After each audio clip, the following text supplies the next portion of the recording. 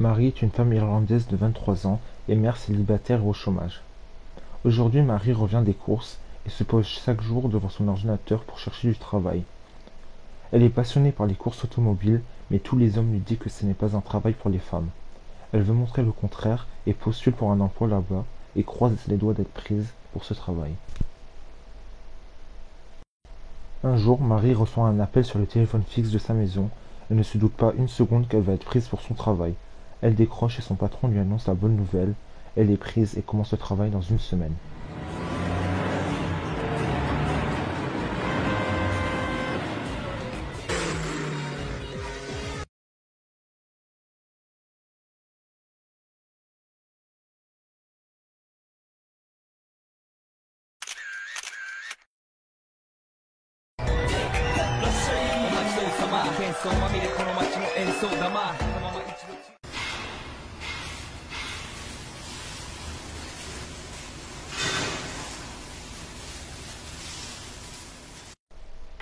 Ah, bonjour Marie.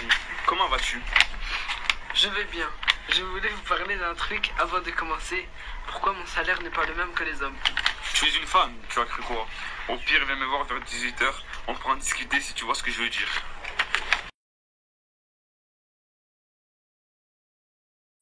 Marie, naïve, accepte de faire plaisir à son patron pour avoir un salaire égal, et ça va bien plus loin qu'un simple baiser. Elle ne se doute pas une seconde qu'elle va tomber enceinte et de tout ce qui lui attend par la suite.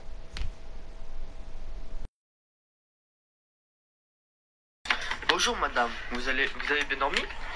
Oui, ça va, le lit est confortable. Très bien, sinon ça va? Ah, j'ai connu mieux, docteur. Je m'en doute. Pour vous dire, l'opération commence dans 15 minutes, soyez prête.